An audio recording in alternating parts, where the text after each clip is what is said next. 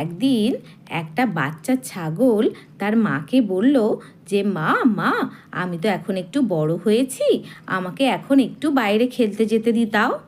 তখন তার মা বলল, কিন্তু বাবা তুমি তো এখন এতটাও বড় হওনি, বাইরে তো ভীষণ বিপদ, যদি তোমার কিছু হয়ে যায়। তখন ছাগলটা বলল, না মা, আমার কিচ্ছু হবে না, আমার মাথায় অনেক বুদ্ধি, তুমি আমাকে একটা দিন বাইরে তো যেতে দাও, তারপরে দেখো। তখন তার মাটা রাজি হয়েছে, বলেছে ঠিক আছে যাও। এইবার বাচ্চা ছাগলটা প্রথমবার মাকে ছেড়ে একা একা ঘুরতে বের হয়েছে। ঘুরতে ঘুরতে হঠাৎ সন্ধে নেমে এসেছে।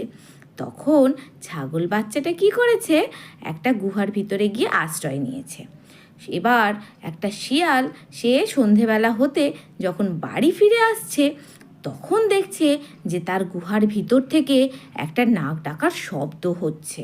তখন তো শিয়ালটা ভয় পেয়ে গিয়েছে।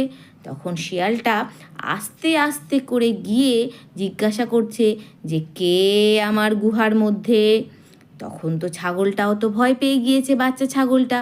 সে তখন সাহস করে বলছে, বিপদে ভয় না পেয়ে সাহস করে বলছে যে লম্বা আমার দাড়ি, যখন তখন নারী, সিংহের মামা আমি নরহরি দাস, একটা গ্রাসে আমার 50টা বাঘ আমার এক গ্রাস।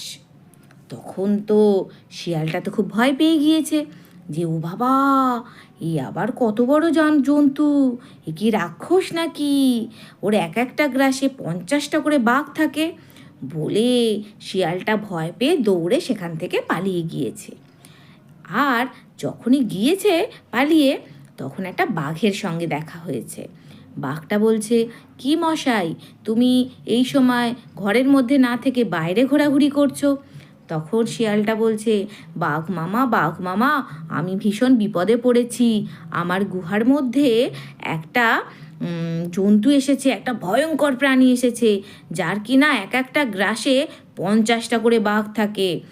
তখন বাঘটা খারাপ লেগেছে, অপমানিত হয়েছে, বলছে এক একটা গ্রাসে 50টা করে বাঘ খায়, এ আবার কেমন জন্তু, এ নিশ্চয়ই তোমাকে মিথ্যে কথা বলেছে, কই চলো তো, আমাকে নিয়ে চলো তো।